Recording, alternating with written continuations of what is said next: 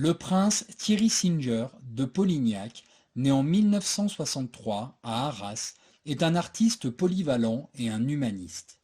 Diplômé des Beaux-Arts de Marseille et en art-thérapie et psychothérapie au Canada. Reconnu sur le plan international et de nombreuses fois médaillé, Canada, Italie, Belgique et en France.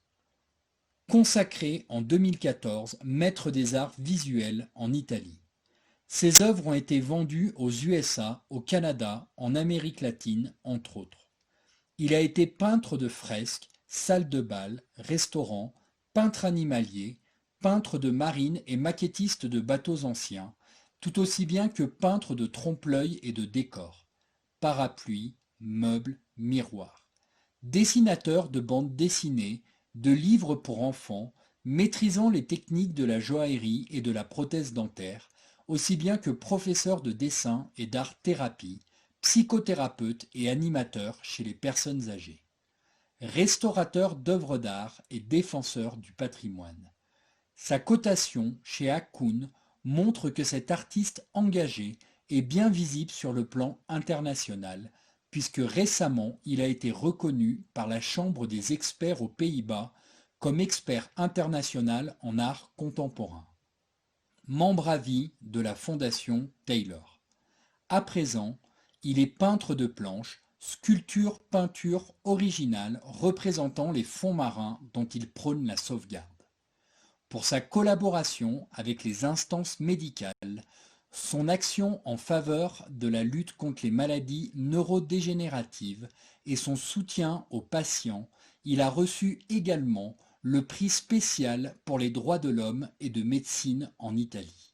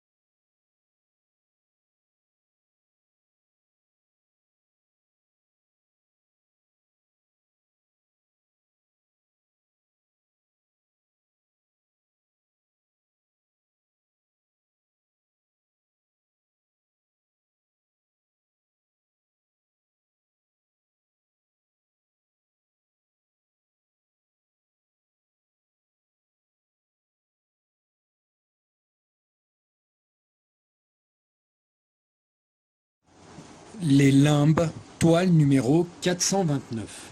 Les limbes représentent le premier cercle de l'enfer de Dante, dans lequel se trouvent les personnes et les âmes exceptionnelles. Cependant, ces êtres n'ont pas reçu le baptême ou leur existence est antérieure à la naissance du Christ, et ils se trouvent supposément privés de la foi et ne peuvent pas jouir de la vision de Dieu. Ils ne sont néanmoins pas punis pour un quelconque péché, et Dante y rencontre par exemple Socrate, Homère ou encore Hippocrate. Leur condition, sous terre, a de nombreuses similitudes avec la conception classique des Champs-Élysées, et ils résident dans un château équipé de 7 ponts, censés représenter les 7 vertus chrétiennes.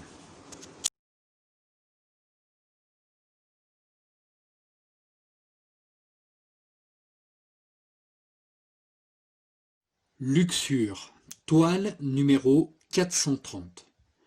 Le deuxième cercle de l'enfer de Dante est décrit dans le chant 5. Chaque âme damnée se présente devant Minos afin de se confesser. Le sort des luxurieux est d'être balayés par des vents sans relâche. Dans la tempête infernale de leurs sentiments et regrets, se lamentent ceux qui ont abandonné leur raison et se sont soumis à des appétits charnels. Parmi eux se trouvent Cléopâtre, Didon, Hélène de Troie, Paris, et une mention est faite des amours de Guenièvre, femme du roi Arthur avec Lancelot.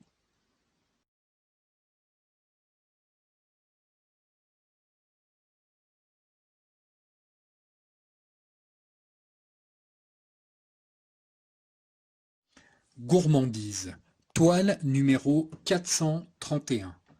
La gourmandise représente le troisième cercle de l'enfer de Dante. Dante rencontre des gens ordinaires, non des personnages des poèmes épiques ou des dieux de la mythologie. Ici, les trois gueules de Cerbère aboient dans une pluie noire et glaciale qui répand partout sa boue. Virgile trompe la furie de la bête en lui lançant à pleine main des poignées de terre. Tel un chien, aboyant, se calme quand il a sa pâtée sous la dent, car il s'acharne et s'évertue à la dévorer.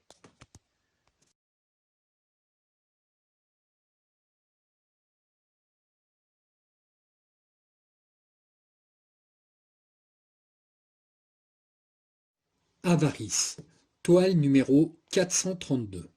Dans le quatrième cercle de l'enfer de Dante, celui-ci rencontre plus de gens ordinaires, mais aussi le gardien du cercle, Pluton. Les avares et les prodigues, divisés en deux groupes destinés à se disputer éternellement en roulant des tas de pierres tout autour du cercle, se cognent et s'essoufflent. Leur démesure les condamne à ne pouvoir avancer. L'énergie de leur trépidation ne produit rien. Leur attitude est vaine. Virgile discute de la nation de Fortune, mais ils n'interagissent pas directement avec les habitants de ce cercle. Dante décline une conception providentielle de la fortune. Ces revers sont des chances puisqu'ils nous apprennent davantage la mesure.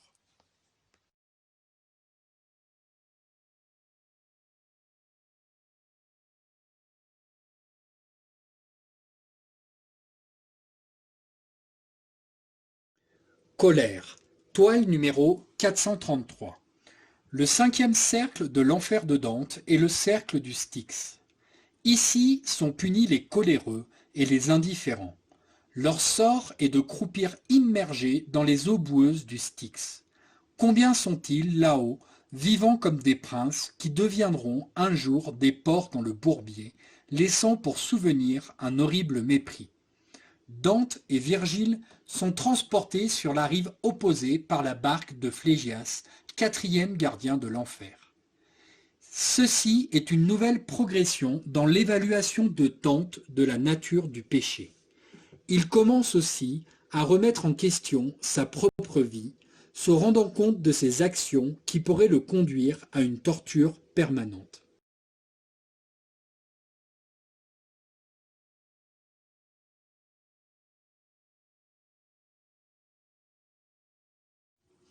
Hérésie, toile numéro 434. C'est dans le sixième cercle de l'enfer de Dante que se dresse la cité de Dithée. Ici sont punis les pécheurs conscients de leurs péchés. Devant la porte fermée de la ville, les deux amis, Dante et Virgile, sont bloqués par les démons et les Érini.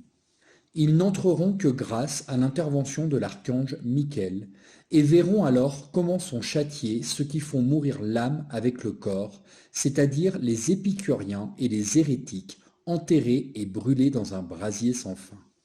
Dante condamne comme hérétiques tous les hommes assez présomptueux pour faire de leurs pensées et de leur volonté propre la mesure de toute chose. Sans la grâce divine, sans la charité, la volonté verse dans des excès tyranniques. À la fin du 11e chant, Virgile explique à Dante l'ordonnance de l'enfer selon l'échelle des mots pensés par Aristote.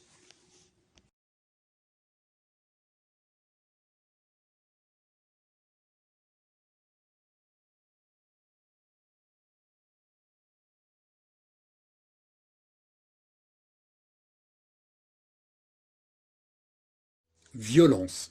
Toile numéro 435.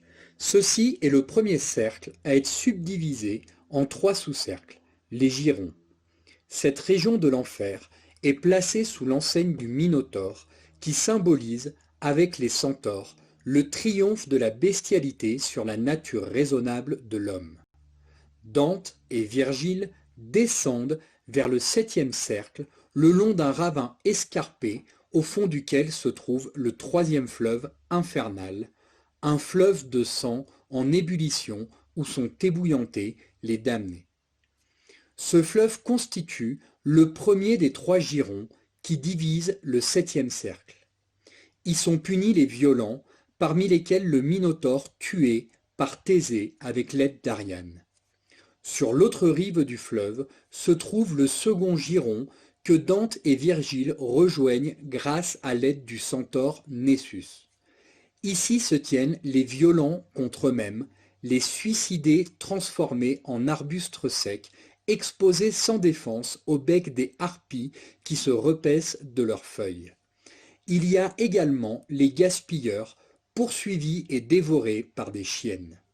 Le troisième et dernier giron est une lande brûlante où séjournent les violents contre Dieu, la nature et l'art, mais aussi les blasphémateurs, les sodomites et les usuriers.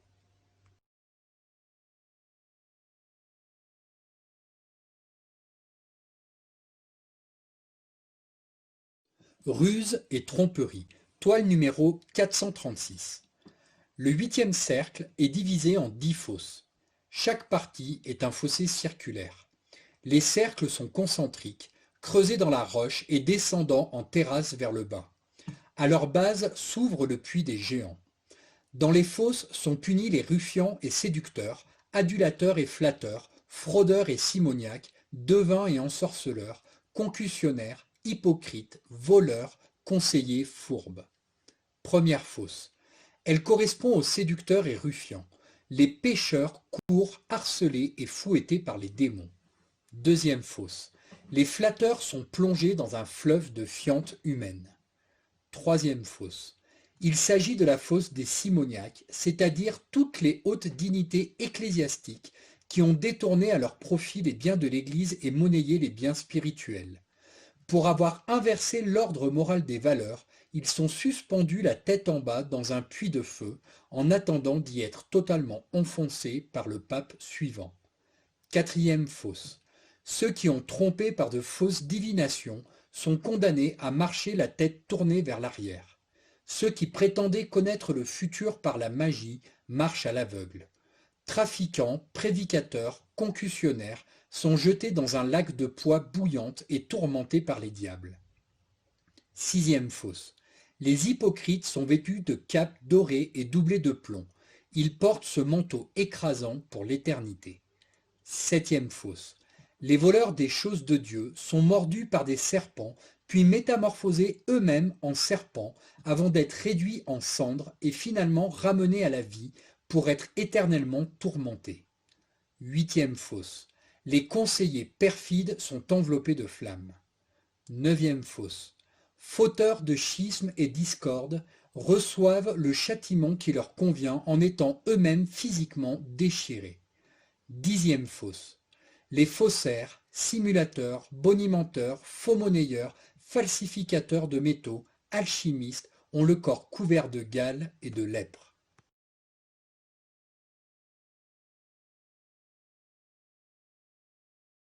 Trahison, toile numéro 437.